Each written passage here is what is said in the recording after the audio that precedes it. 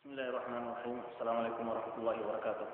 إن الحمد لله نحمده ونستعينه ونستغفره ونعوذ بالله من شرور أنفسنا وسيئات أعمالنا. من يهده الله فلا مضل له ومن يضلل فلا هادي له. وأشهد أن لا إله إلا الله وحده لا شريك له وأشهد أن محمدا عبده ورسوله لا نبي بعده.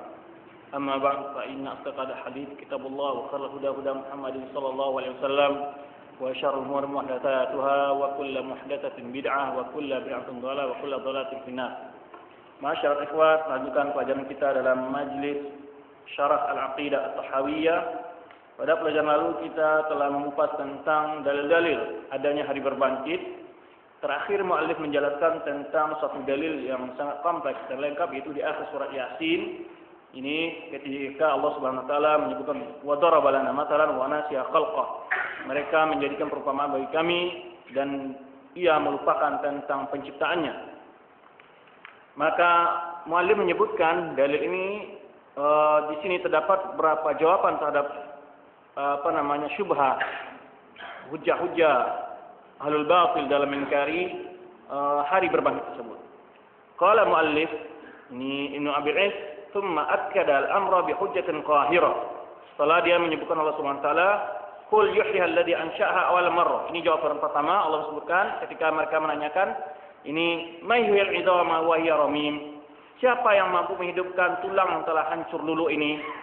Maka dijawab oleh Allah Subhanahu wa taala, katakan hai Muhammad, yang akan menghidupkan tulang yang telah hancur dulu itu adalah yang menciptakannya pertama sekali. Ya.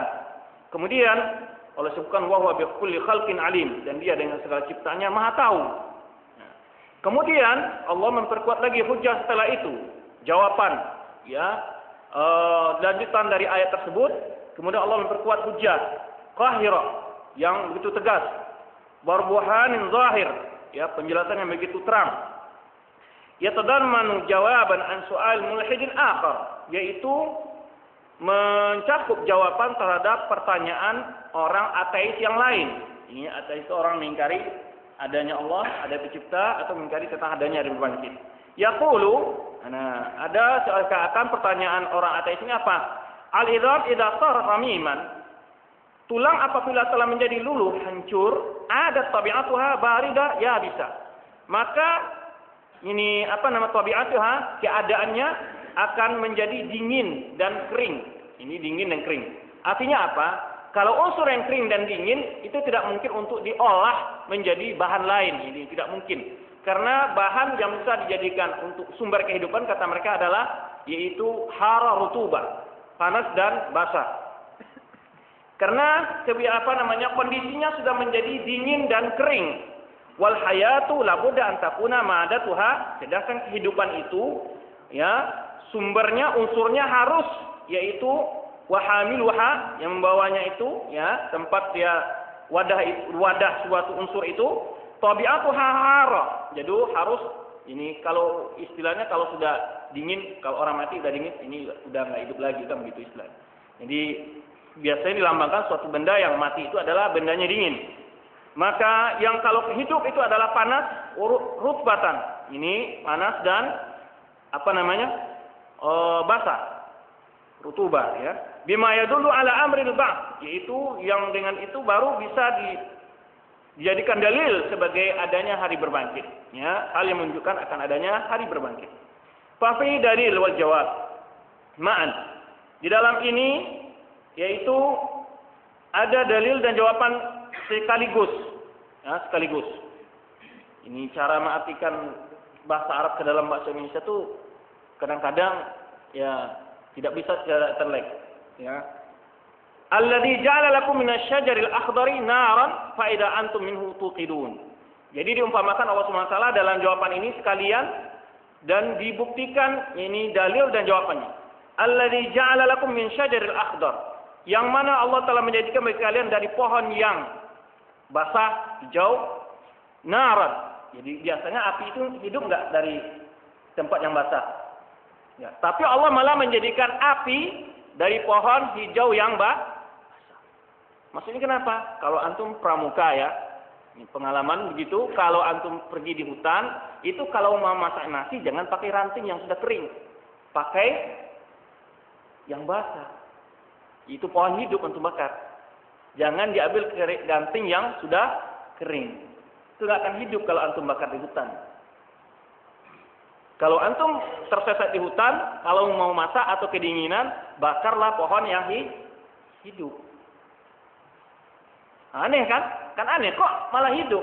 Biasanya kalau masak di rumah kan dimatikan dulu baru hidup artinya. Ini Allah Subhanahu wa taala menjadikan suatu keajaiban, yaitu pohon hidup hijau itu malah Allah tumbuhkan darinya api, hidupkan darinya api bagi kalian, kata Allah. Fa idza antum minhu tuqidun. Ketika itu kalian dari pohon itu, dari hal itu apa? Tuqidun. Apa? Menyalakannya. Nah, ini dijawab oleh ketika dia mengatakan tadi yang bisa sumber hidup itu adalah apa? Panas dan basah. Sekarang kalau menurut mereka, kalau menurut kebiasaan kan api itu nggak bisa hidup dari kayu yang basah. Nah, ini Allah sebutkan ya wa alladzi ja'alakum misyajil akhir nara. Yang Allah telah menjadikan api dari kalian dari pohon hijau yang basah itu, fa idza antum minhu tuqidun. Ketika itu kalian menyalahkannya. Fa akhbara subhana bi ikhraji hadzal unsur, maka Allah Subhanahu wa taala menyebutkan di sini tentang yaitu keluarnya unsur ini, yaitu api, alladzi fi ghayatil harara wa yubusa, yaitu mengeluarkan api yang sangat panas yang kering dari pohon yang hijau mumtali' birrutuba wal buruda. Yang mana pohon tadi hijau yang yaitu mumtali' itu apa? Penuh dengan kebasahan dan dingin. Kok bisa hidup? Falladhi yukhriju syai'a min diddihi. Nah, yaitu zat yang mampu ya mengeluarkan sesuatu dari lawannya, dari panas keluar dingin, dari dingin keluar panas. Nah, wa tanqadu lahu mawadut makhluqat wa anasira, yang mana seluruh unsur-unsur makhluk ini ya tunduk kepadanya. Enggak bisa ya, Allah bisa mengeluarkan dari batu keluar onta, ya kan, seperti mukjizat Nabi Saleh. Itu jawaban. Kan enggak ada unsur kehidupan dalam batu, kok bisa keluar onta? Kehidupan onta itu dari batu. Jadi kalau makanya kita katakan orang yang mengingkari ma'ad itu pertama sekali hanya orang yang mengingkari hal-hal yang kemudian suatu yang itu tuh nggak masuk akal katanya. Yang utama diberitahu kepada dia adalah tentang kemahakuasaan Allah. Dia lebih ahwat, lebih utama dia itu untuk mengenal dulu siapa Allah itu. Bahwa Allah itu maha kuasa. Kemudian ini wala tasta'si alaihi, ya nggak ada yang tidak bisa. Semua nggak ada yang mengingkari perintah Allah itu.